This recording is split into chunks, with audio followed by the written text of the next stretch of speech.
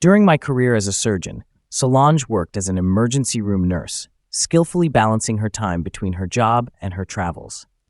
Throughout our experiences in diverse and challenging locations across Africa, we adapted to whatever roles were needed at the time.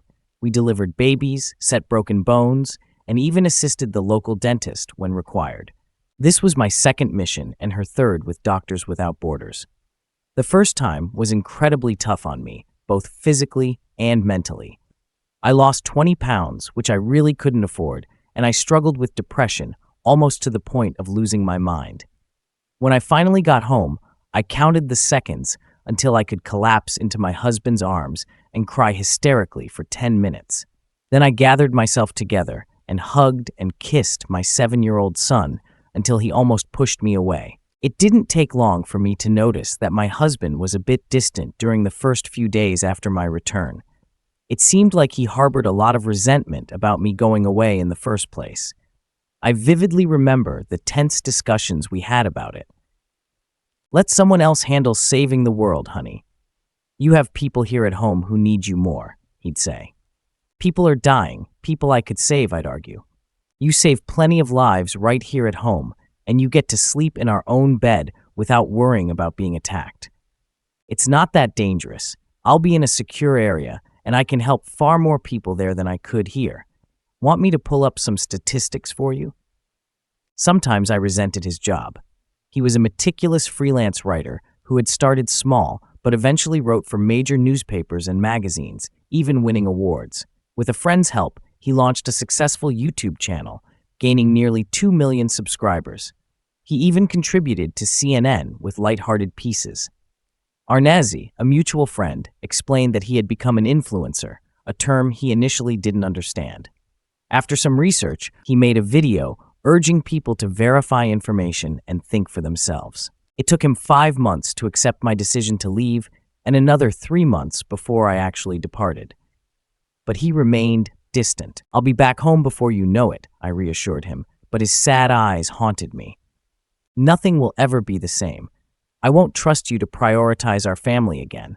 This is your only warning. If you abandon your family again, there won't be one when you return." His words hit me hard as he took our crying baby from my arms and walked away without looking back. I was sent to a rural African country that was severely underdeveloped outside the cities. My operating room was a tent, not securely pitched. During the summer, strong winds would often disrupt operations, covering everything in dust when the tent flaps flew open. It's surprising we didn't lose patients to infections, yet we managed to save many lives. I helped deliver 4 babies during my time there, including one for a young mother who was barely past puberty. After recovering, she left her baby behind, took her rifle, and disappeared. Rumors soon spread of a vengeance force, then multiple angels, causing the insurgents to leave the area. After 3 months, I began to feel trapped and anxious. It was my first time rooming with Solange, and one day I asked her why she seemed so calm while I was a wreck. "I can tell you the remedy," she said. "You need some great closeness, one of those intense sessions that leave you breathless with pleasure. That might work for single women like you. I'm married." She smiled and showed me pictures on her phone of 2 little girls and a handsome man. "My husband and kids," she said, "but I sleep with Jean-Luc." "Yes, and if he's not available, I share a bed with Eric." Notice the hands, honey. No wedding rings allowed here. It's symbolic. No one's married here. And what happens in the country stays here. We return to our spouses and commit to them until we come back. I make sure to give my rings to my husband when I leave, and he puts them back on me as soon as I return. It's a reclaiming. Don't anyone get caught. One of the doctors did a couple of years ago. We're medical professionals, but she forgot her birth control. Then there was a shortage of protection. Despite trying other methods, she found out she was 2 months pregnant when she returned home. Her husband figured it out, and they ended up divorcing. The organization paid him off to keep quiet about it, and she was banned from serving again. "What about diseases?" she sighed. "We're medical professionals, remember? We get tested monthly, and if something slips through, we handle it quickly. Trust me, no one will find out." I held on for 5 months, but losing a mother and child to an IED broke me. Despite my efforts, both passed, leaving me devastated. I drank heavily and woke up with a male nurse, Rodrigo, who initiated intimacy again, and I gave in. He stayed until his rotation ended 4 days later. I knew my husband would sense something, but he was still angry about me leaving. It took 4 months before we were intimate again. I have to admit, many times while my husband and I were close, I'd think back to Rodrigo or the sheer size of Michelle. I tried to suppress those memories, but occasionally used a toy, crying out their names. A year later, things normalized. Then the organization asked me to fill in for 3 months as an emergency replacement. I never told my husband it was because of a mortar shell. We argued for 3 days until he gave up. Do whatever you want. Just don't expect us to be here when you get back. I'm seeking custody. No judge will let Tommy live with you, I said, shocked. It's only 13 weeks. I tried to reason with him, but he barely spoke to me until I left. Surprisingly, he drove me to the airport. I didn't do it for you, I did it for myself. Watching you walk away, knowing what you stand to lose is something I need to see to get through the next few months. Things will be different when you return. Take your time. Whether it's a month, a year, or forever, it's fine. He turned away without another word, leaving me there. I knew he meant it. I knew if I wanted to salvage my family, I needed to act quickly. I resolved to fix things as soon as I returned and headed towards the ticket counter. When I arrived at the site, Solange greeted me with a hug. If possible, it was even worse than the last place. I'm glad you're here. Don't bother unpacking. Get ready. We need you urgently. There had been a mortar attack on a village 40 miles away, and I was surprised at how many had survived long enough to reach the clinic. My team worked 11 hours straight without a break. About half of our patients would make it, which was decent given the circumstances. 5 passed on my operating table. After the 4th, I moved on to the next patient, while they removed the body and prepared for the next one. One of the losses was a 9-year-old girl. Her heart stopped as she cried out for her mother. I was completely emotionally numb. Solange led me to the communal shower and helped me clean up. Modesty faded fast in that environment. Time was short, so both men and women used the shower together. After a few times, even walking in on people having closeness in the shower stopped surprising me. I just moved to the other side and tried to ignore it. Later, Solange climbed into the bunk with me and held me while I cried myself to sleep. By the next week, I had adjusted. We talked about our past deployments and returning home. Solange looked happy when she mentioned reuniting with her partner and how she almost didn't join this mission. He's running out of patience, and I can't blame him. He let me go on 3 tours, and I think this one is the limit for me. How's your husband handling it? I remember he wasn't pleased last time. He says he's going to file for divorce and fight for custody using my service here against me. I hope I can repair things when I get home, but it took him a long time to forgive me last time. Don't worry too much, Han. It's probably his worry about your safety speaking. He might keep a tight leash on you for a while, but he'll forgive you eventually. Just don't push your luck. The organization values what you've done, but at some point, you have to prioritize yourself. I hope you're right. I'll do everything I can to make it right when I return, and I won't sign up for another tour. It's time for someone else to save the world. Then I smirked. So who's keeping you warm in bed these days? She giggled like a schoolgirl. Gerard, he's from Algiers and quite skilled as a doctor among other things. Are you getting involved? No, it's just a few weeks. I can handle it. As I sat on the plane, I strategized. There was no way I could go back to that life. So I needed to convince Brian completely that I was over everything and ready to be a devoted wife from now on. Solange advised me to win him back through our son. Then she chuckled. It was harder than I expected. When I returned home, he wasn't there. My mother was taking care of our child and told me he said it was too good a chance to miss and he'd be away for another 10 days. In a way, it was a blessing because it allowed me to focus on my son. Once I could win him back, everything else would fall into place smoothly. As I planned to rebuild my family, I later found out that Brian was in the organization's corporate offices talking to the head psychiatrist. Thank you for your interest in our charity, Mr. Oliver. We appreciate any publicity we can get. Our work is crucial in providing essential services where they're most needed, though we've sadly lost team members over the years, which is a concern for prospective volunteers. Yes, it's definitely a worthwhile cause. Your organization's challenges are understated, but the risks are clear. I imagine you thoroughly assess volunteers' mental readiness before they join. We do. It's a noble cause, but it's mentally taxing. Some volunteers face breakdowns and PTSD. We offer comprehensive support for as long as needed. You seem to prioritize your team's well-being. Do many volunteers serve multiple tours? Some do, but we limit it to 4 tours and generally advise against it. 2 tours is typical. With all the stress they endure, how do they cope while on duty? They support each other, which helps boost morale and ease fears. I did some research on the high divorce rates among volunteers with multiple tours. What's your perspective on this issue? The doctor paused. Some struggle with the challenges and seek solace wherever they can, often to their detriment. We work to mend relationships affected by their service. So are failed marriages and broken relationships seen as acceptable sacrifices? How do you justify this to the spouses left behind, uncertain about their future? I'm concerned about the direction of this interview. Stories like these could harm the organization's reputation. Yes, my research indicates that you prefer to keep these issues quiet and out of public view. I've uncovered at least 3 instances where substantial sums were paid to avoid exposure. Do your donors know their money is being used this way? The doctor stood up. I think we're done here, Mr. Oliver. I advise you to carefully consider the implications of what you're planning to write. Careers can be ruined by spreading such allegations. The man grinned, unsettling the doctor. I discovered that in my background checks too. It's why I value my independence.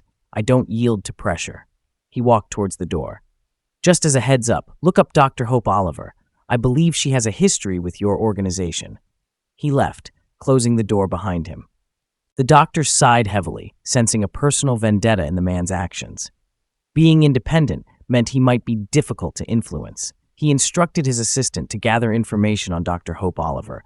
Realizing the situation could escalate quickly, he then called the CEO. I received a surprising phone call from the charity, and the caller was a high-ranking official. Dr. Oliver, we urgently need you to come to our headquarters as soon as possible. It's very important. Why now? It's a bad time for me to leave home. My husband is away on assignment, and I'm taking care of our son full-time. Plus, I've resumed my duties at the hospital with surgeries lined up. And if you haven't read my file, you should know I won't be returning to service. It was fulfilling, but my priority is now my family. My husband wasn't supportive of my work. Your husband is why we're calling. He visited yesterday and made troubling remarks. They could damage our reputation. We're trying to manage the situation, and it's in your best interest to come see us. I felt my blood drain. Brian was relentless once he got wind of something. Doctors and nurses gossip a lot, and if word got out about my overseas work, it could be disastrous for many people.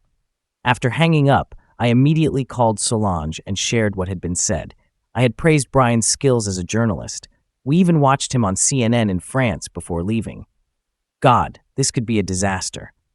My husband wouldn't forgive me easily. You have to contact your husband, Hope. Beg him. Promise anything to stop him. Think of the others. Most of us are married. This could blow up across 3 continents. I tried calling Brian multiple times. All went to voicemail. He didn't respond to emails or texts. I was lost. I rearranged my schedule, citing a family emergency, which it was to me, and flew to New York. I arrived at their headquarters by 9 in the morning. Dr. Parkins, who evaluated me before I could start, met me at reception and took me straight to his office. After exchanging greetings, he quickly moved on to the reason for my visit. Your husband appears to have anger issues, doctor. I need to ask you some tough questions. I guarantee that what we discuss here stays confidential. It's crucial you're honest if any of us are to handle this situation. Are you prepared? I nodded, bracing myself for what was to come. Did you have intimate relations with any colleagues during your assignments? If so, who? Were you cautious? Did you avoid public displays? And did you discuss work matters outside the organization? I listed my 2 long-term partners and 2 others from a brief fling. Dr. Parkins remained expressionless. leaving me curious about his thoughts once I finished. Thank you for being candid. Truthfully, while this is not uncommon, the rates are similar to those in healthcare outside of these intense settings. I've assisted many dealing with this issue, and my advice is consistent. Follow your conscience. 95% keep it secret, and confessing rarely ends well. He paused, looking deep in thought before continuing. But this situation isn't ordinary. Based on my conversation with your husband, I'm fairly certain he knows about your affairs while you were abroad, and he's furious. Angry people aren't typically rational. In previous cases like this, we managed to contain them, but that won't happen here. We can apply pressure on CNN, but we're powerless against his personal platform. He can be as explicit as he wants, and there's little we can do. This could cause significant harm. How many spouses will remain supportive once this story breaks? We need their support. If you have any influence over your husband, now's the time to use it. My response didn't satisfy him. Sir, I don't know where my husband is or what he's doing right now. He's cut off all communication with me. Who knows what he might do? The next day we found out. It was splashed across the New York newspapers and went global. 48 spouses filed a class action lawsuit against the charity, blaming it for destroying their marriages and long-term relationships over the past 6 years. They sought millions in compensation. The lawsuit was filed internationally in courts in France, England, Italy, Algeria, the US, and Canada. The charity found him determined and extremely angry, refusing to cooperate. They tried to reason with him until he revealed he had recordings of every meeting and phone call since he started investigating. He knew he was protected by state laws and more. And even if he didn't use them in court, he could on his own platform. Recent veteran spouses were demanding answers from their partners, many of whom didn't believe what they heard. Less reputable newspapers seized on the scandal, reveling in the explicit details and controversy. There seemed to be no shortage of material. Social media dubbed us doctors without morals, and the mainstream media adopted it as the official narrative. Brian was portrayed as the whistleblower, and it directly implicated me. Media outlets from around the world bombarded me with interview requests, all of which I steadfastly refused. It occurred to me that speaking out might be a way to reach Brian, but I never got the chance. He eventually returned home, ignoring me completely and spending most of his time with our son. When I asked him for a way to contact him in emergencies, he showed me a disposable phone and gave me the number. If you ever call for anything other than our son, I'll get rid of it. The first time he came to pick up Tommy from my mom's house, I waited for him on the steps. Brian, we need to talk. I need to explain things and help you understand. What happened overseas is completely separate from us. It didn't affect our lives and meant nothing once I returned home. He stared at me for a moment. Let me ask you something. While you were happily involved over there, did you ever think about how it would affect our marriage? Would you forgive me if I had multiple affairs while you were away and said they meant nothing because you weren't here? It's not the same. This conversation is over. Bring Tommy out so I can leave. Something here makes me sick. After that, he stopped speaking to me. If I tried to talk to him, he would just stare until our son came out. Tommy was now living with his dad full-time. The courts decided he should stay there since it was familiar and comfortable for him. The judge also allowed him to live in our house until the matter was settled because he was the primary caregiver. I rented a small apartment near the hospital. It was just a basic place, quite different from the house with the large yard we had bought 5 years earlier. Brian didn't have to work as much as I did, so he became a part-time stay-at-home dad. He worked during Tommy's naps, and later, when he was in school, he redesigned the backyard, adding a fence, sandbox, swing set, and a big above-ground pool where they spent many summer hours. I think I used it only twice in 5 years. I came home one day to see 3 girls frolicking in our pool. I was really pissed, but Brian grinned at me. I still have to work, you know? I could probably work at night while you took care of him, but do you really want to come home to the demands of a 6-year-old after a long day? This way is better. Kimberly is highly qualified as a sitter, so I hired her. The other 2 are just friends. Part of the employment agreement was use of the pool a couple of days a week. She can have 2 friends at a time with her, and no more, and no boys. Tommy loves her. She's really good with him, and I get to work. She's never in the pool while she's working unless it's with Tommy. She's teaching him to swim. Isn't that great? I understood his point, but it still bothered me. You're okay working with girls right in front of you? Sprites, what have you been reading? My office is on the other side of the house. I might catch a glimpse if I stand up from my desk and strain to look out the window. Otherwise, I come out here like I am now to tell them it's getting late and they need to go home. Tommy woke up from his nap and ran into my arms. Then he pulled me over to meet the girls so I could meet Miss Kimmy. As I talked with them, I started to relax. And when Kim told me she was starting a nursing program in the fall, we found common ground.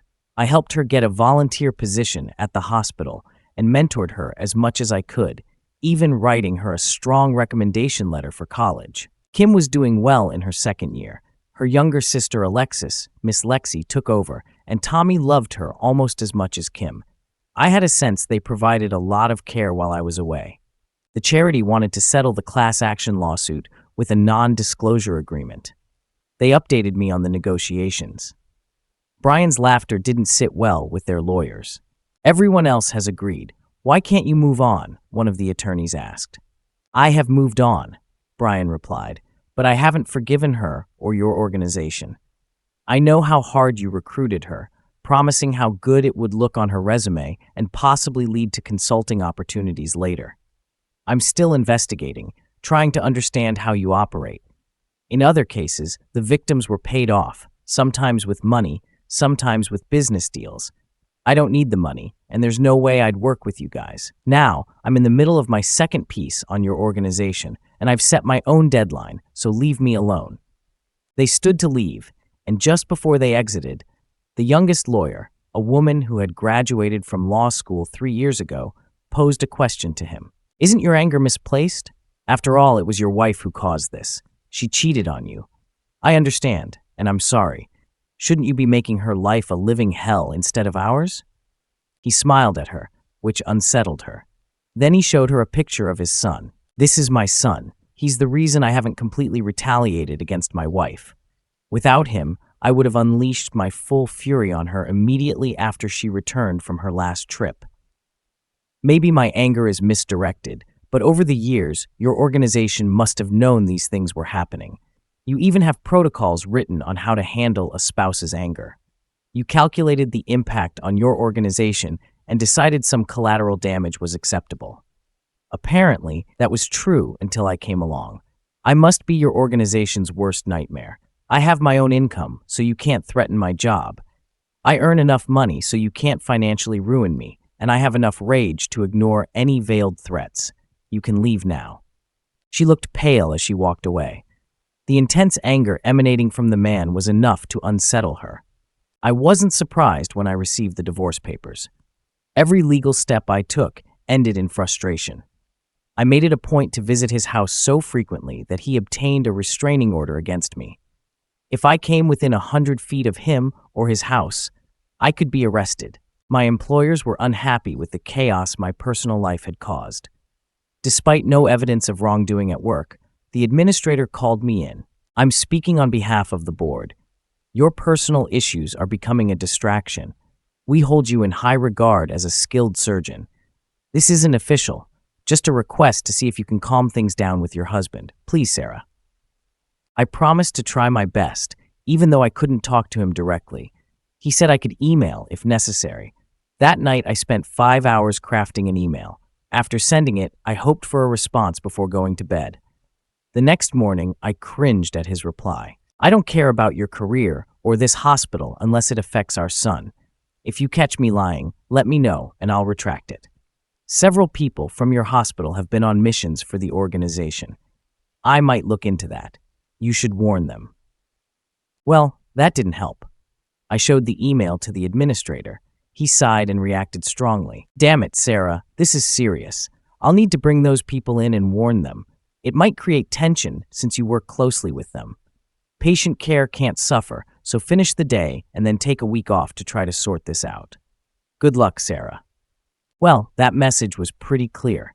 Either fix this mistake or start looking for a new hospital. My boss conducted interviews, and I received some interesting phone calls. 3 technicians, 2 nurses, and a doctor had gotten involved romantically while on a mission.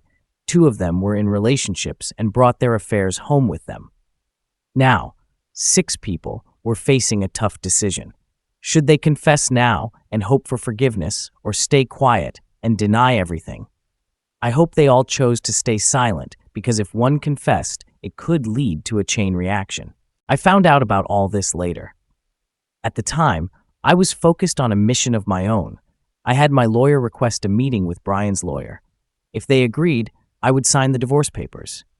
I'd finally accepted that my marriage was beyond repair, especially when only one person was willing to try. I was surprised when they agreed. 3 days before our scheduled meeting, Brian published a harsh essay criticizing doctors and their God complex. He had done thorough research and consulted experts, making his points accurate. A noted psychologist mentioned that this complex was present in almost all successful people to some extent, regardless of their profession, but it was more pronounced in medicine due to the life and death nature of the work. Brian discussed how this sense of entitlement could affect behavior, which made me reflect deeply. I saw a lot of my own actions mirrored in the essay. Had I truly become that arrogant? Did I believe my profession exempted me from normal rules? Had I justified my actions by compartmentalizing my life? The answer to all these questions was yes. I was frustrated during those missions, but I could have chosen not to have intimacy with anyone, or I could have stayed home altogether. Instead, I convinced myself that it was just a way to relieve stress and wouldn't affect my marriage. I thought I deserved it to stay sane and believed what happened away from home wouldn't matter. After reflecting on it, I realized I missed the excitement of new partners and might have cheated again if I had the chance and felt safe. It was a wake-up call. The meeting went better than expected. There were a few minor issues to sort out, but we handled them quickly. Brian would have primary custody of our son, which was already the arrangement, but I would have generous visitation rights. Our incomes were similar, so neither of us would pay alimony, and instead of child support, I agreed to contribute to a college fund for our son. Overall, the agreement was fair. Brian wanted the house, so instead of selling him my share, I transferred ownership to him and suggested he put the money he would have paid me into our son's college fund. He appreciated that gesture. Looking at Brian, I felt a pang of regret. We had been good partners. Despite our arguments, we always resolved our differences and never fought in front of our child. That changed when I decided to go on those missions.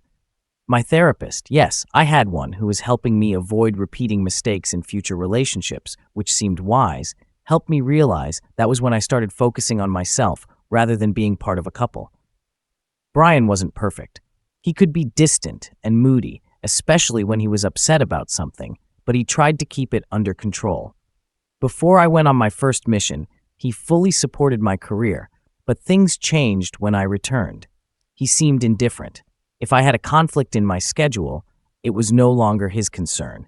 That's when he sensed our relationship was deteriorating, and he started protecting himself. Once the legal formalities were done and the lawyers left, we sat down in the conference room and had a real conversation, something we hadn't done since before my first mission.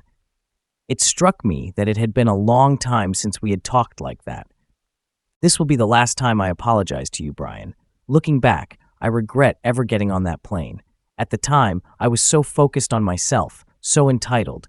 Now I realize I was making decisions without considering you and our son. Sadly, any decisions I make now will be without either of you. Not necessarily. We still have our son, and he'll keep us connected for at least the next 15 years, through college and beyond.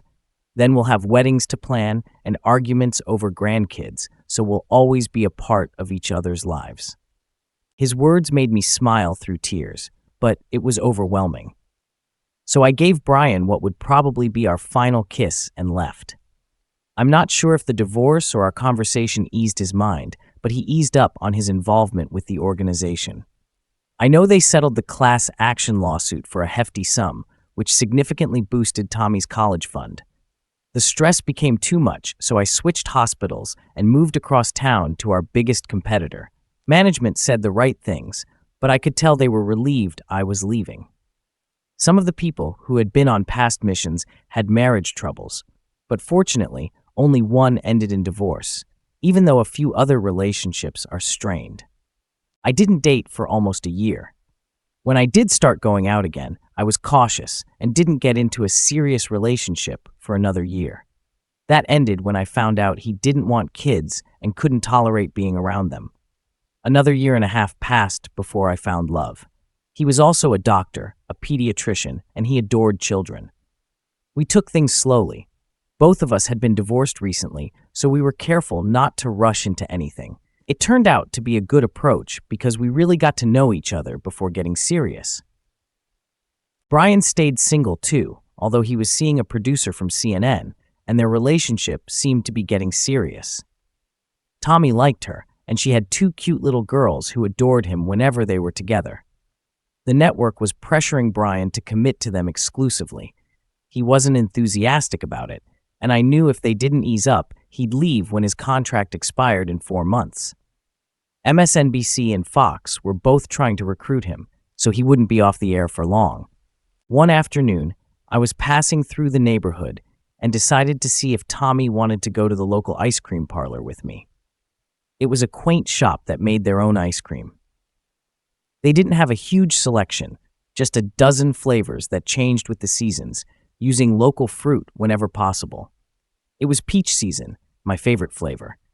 I'd bring a small cooler and stock up on quarts of peach ice cream whenever I visited. I almost didn't pull into the driveway when I saw Brian's car there, but I was already signaling, and Tommy noticed me. He dashed off the front porch, smiling widely, with his two little companions right behind him. Brian and Alicia were sitting on the swing, and they waved as I approached. I bent down to hug Tommy, and then the tiny 4-year-old girl opened her arms for a hug too. I could have backed away, but instead, I grinned and scooped her and her 6-year-old sister up into a big hug. When I finished, the little one stayed in my arms, so I carried her with me. Brian had a slight grin on his face, while Alicia seemed unsure of what to say. "Hi there, I'm Sarah. Let's make a deal. I'll trade you a 10-year-old boy, slightly used, for these cuties. Maybe I'll even throw in a pony." Alicia grinned back. "A pony, huh? Let me think about that. I'm Martha, but everyone calls me Marty." "Sarah, I can't tell you what they call me in less polite settings, but it rhymes with witch."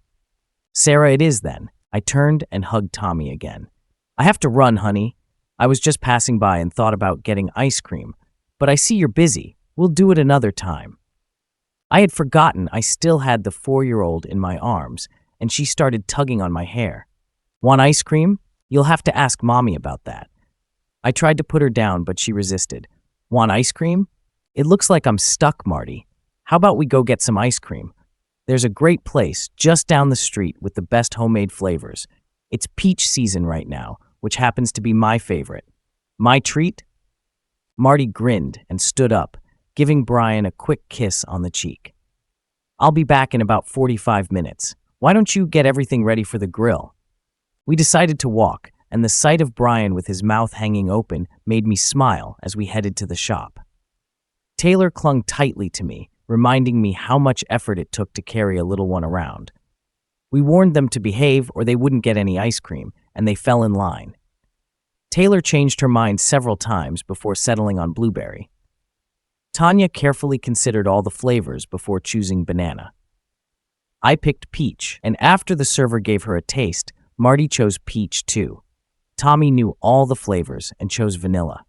The girls tasted everyone else's choices and decided peach was really good, and that's what they'd have next time. They managed to stay surprisingly neat and clean considering the circumstances, and it was a happy group of kids walking back.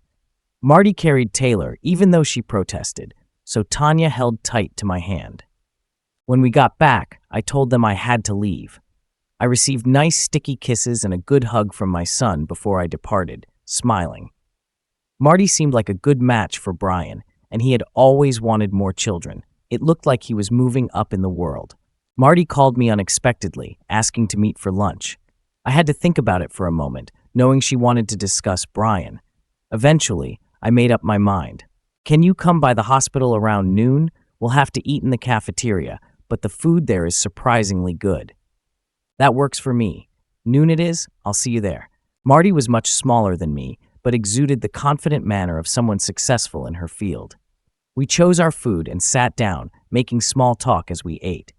Pushing her tray away, she grinned. Brian and I are getting married. I wanted to tell you myself. It's not to rub anything in your face. Your past is your own, but you're still connected to him through Tommy. I thought it would be best to talk in person. If you're comfortable, could you share with me what went wrong in your marriage? I know Brian can get absorbed in his work at times, but he's the kindest man I've ever known. Grateful for my years of therapy, I could be honest now. In short, I started to think I was more important than Brian. I respected his brilliance in his work, but as a doctor, I felt my role was crucial. I became arrogant. Brian preferred home life, while I enjoyed going out and the attention my looks and skills brought. I began making decisions on my own, believing I knew better for our family. It wasn't about family decisions. It became, what does Sarah want? I made many mistakes. Doctors International was the final straw. Although even when Brian warned he'd leave if I went again, I believed I could win him back. You know how that turned out. If I could go back, would I change things knowing what I know now? Probably, but it wouldn't have lasted. Ultimately, I left, knowing the consequences, had affairs while away, and expected everything to be fine upon my return. It was a harsh wake-up call when it wasn't.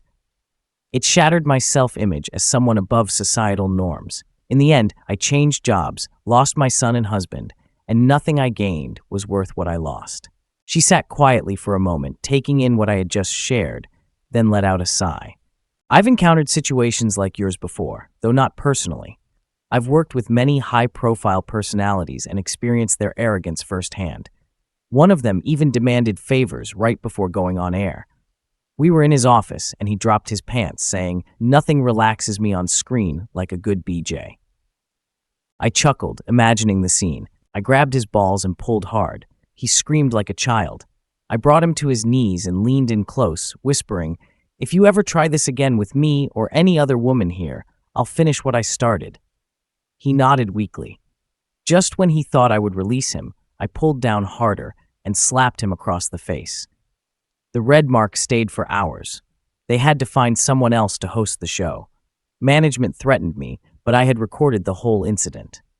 I told them if it affected my career, I'd sell the story to their biggest competitor. 6 months later, they didn't renew his contract. She glanced down at her nails, then grinned as she looked back up at me.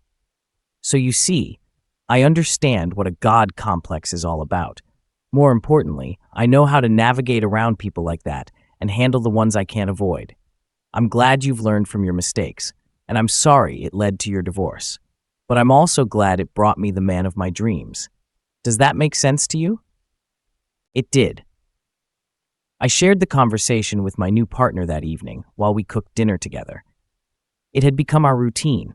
If one of us arrived home much earlier than the other, we might cook alone, but we preferred preparing meals together.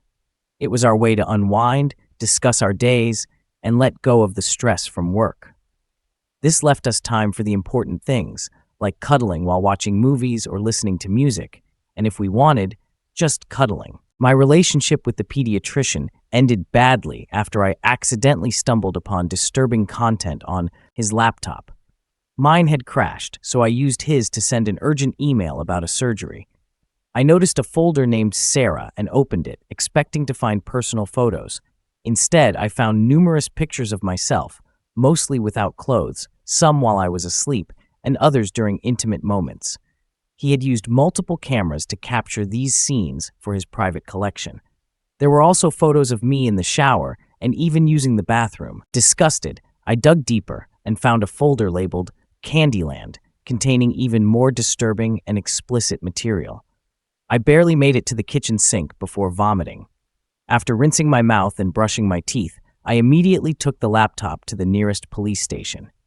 2 detectives, one male and one female, reviewed the files for about 30 seconds before they realized the severity of the situation. They interrupted the district attorney's dinner to inform him of what they had found. After hearing my report, the district attorney instructed me to return the laptop to the pediatrician's house while they obtained a search warrant. I called to report what I had found on my way back. When I returned to his house, he was anxiously pacing. He noticed his laptop in my hands, realized what I had discovered, and reacted violently. He punched me so hard in the nose that it broke, and I lost consciousness just as someone rang the doorbell. He dashed out the rear door, clutching his laptop, only to run straight into two hefty policemen, both married with kids. They interpreted his attempt to flee as resisting arrest and took forceful action, leaving him with deep bruises and taser burns. After the trial concluded, he received a 15-year sentence.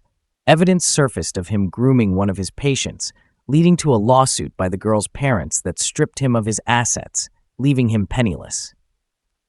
In prison, where offenders like him are often targeted, he fared poorly, suffering permanent injuries within his first year, including blindness in one eye and a lasting limp.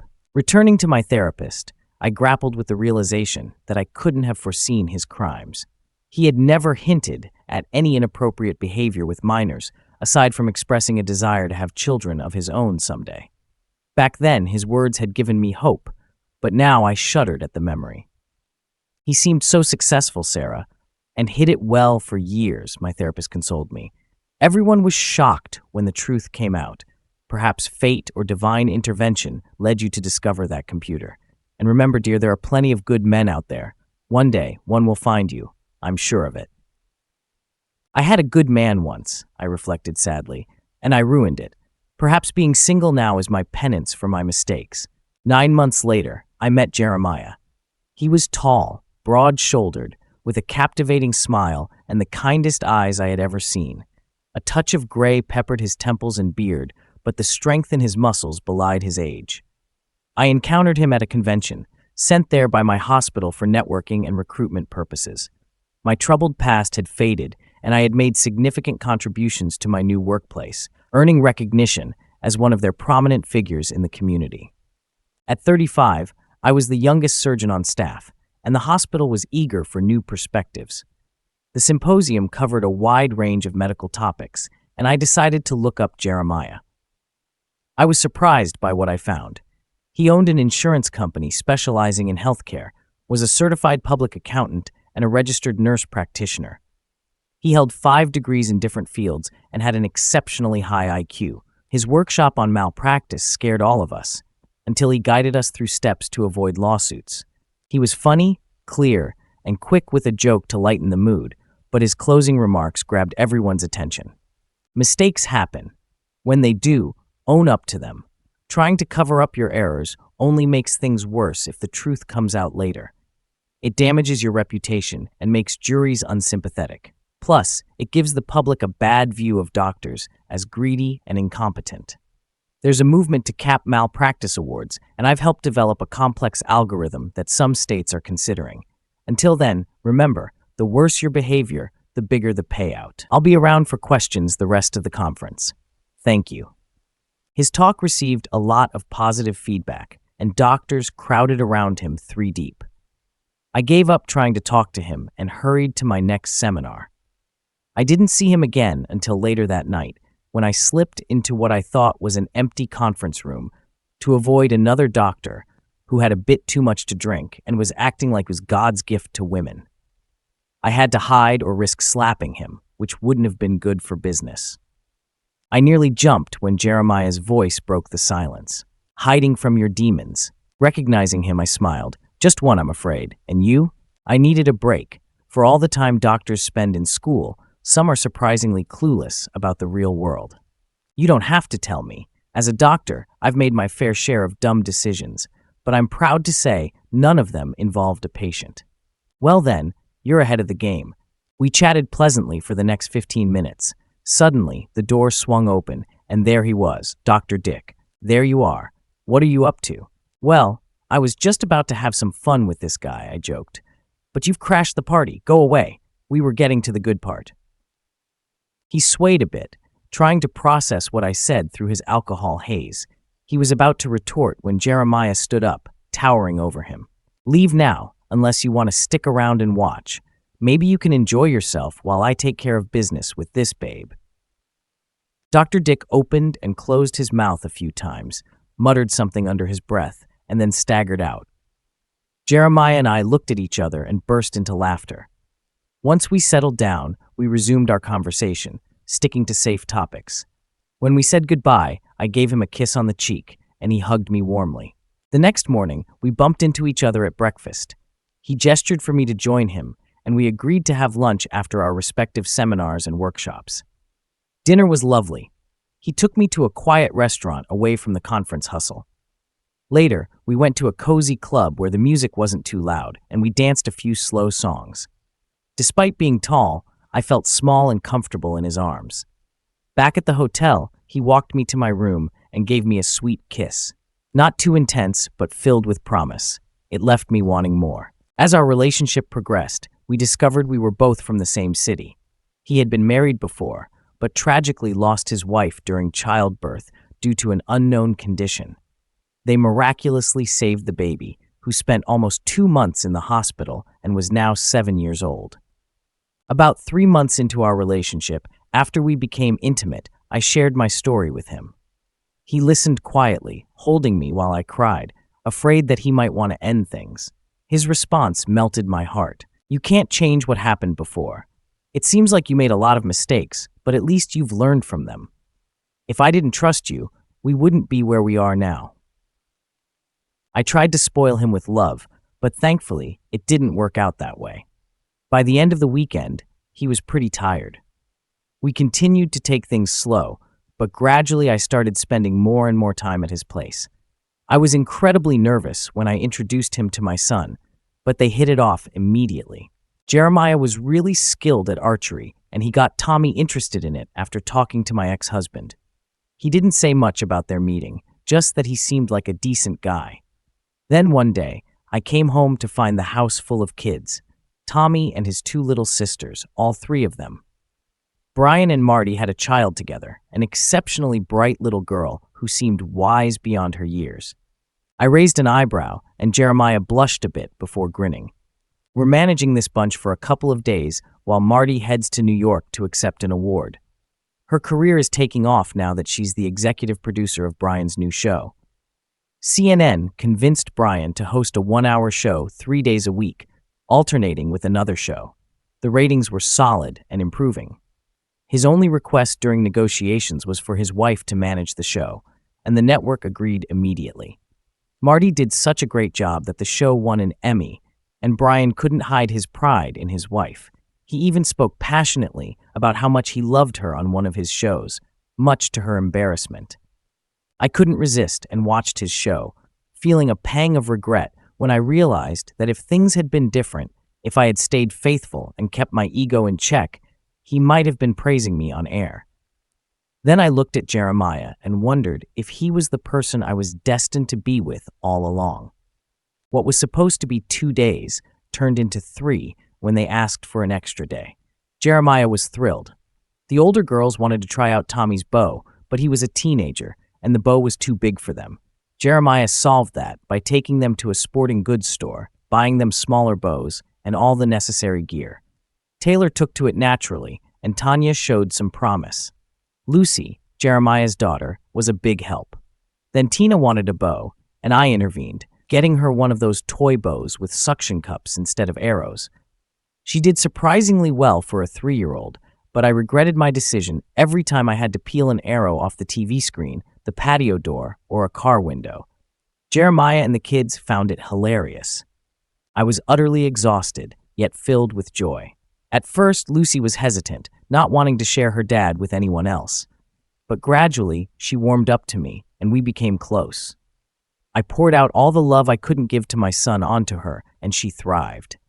Having girls her age around for days lifted her spirits, and there were lots of hugs and kisses as they departed. We were lounging on the couch when Lucy crawled on top of us. After settling in, she said something that completely surprised me. "Mom, can I have a little sister?" It was the first time she called me Mom, and tears streamed down my face as I embraced her. When I could speak, I kissed her on the head. "That depends, sweetheart. What does Daddy think about that?" Daddy was grinning, holding up a small box.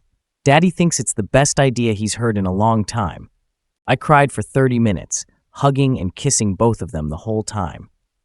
I was getting a bit older to have a baby, but sheer determination paid off, and I gave birth to an 8-pound boy 2 weeks before my 38th birthday. The waiting room was packed. I was a well-liked doctor, and the nurses doted on me. Seeing Brian, Marty, and their kids wasn't surprising, but I was taken aback to see Brian's mother there. She'd moved away for a while, and I didn't know she was back. Tears welled up as she asked to hold her newest granddaughter. Soon, Jeremiah's mom and she were deep in conversation, planning out the futures of all the kids. Lucy made sure she was the first to hold her brother after her parents. She was a bit disappointed he was a boy, but that changed as soon as she saw his face. When he was 5 and she was 13, if he got fussy, she'd scoop him up and cover him in kisses. He'd giggle and try to wipe them off as quickly as she planted them. One of the biggest pictures on her nightstand is the one of her holding her brother for the first time. I was 53 years old, the respected elder of the surgical unit. Knowing my hands would soon no longer manage the job, I began planning my retirement. Younger doctors and nurses saw me as a mother figure and often confided in me. One of the nurses, considered one of the prettier ones, sought my advice. "I heard you worked with Doctors International. I've been offered an opportunity to join. Do you have any advice?"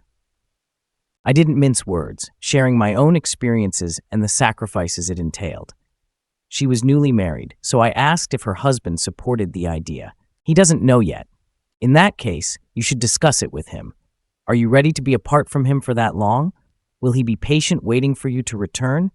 The organization does important work, but there are always drawbacks and sacrifices. Think carefully before you decide."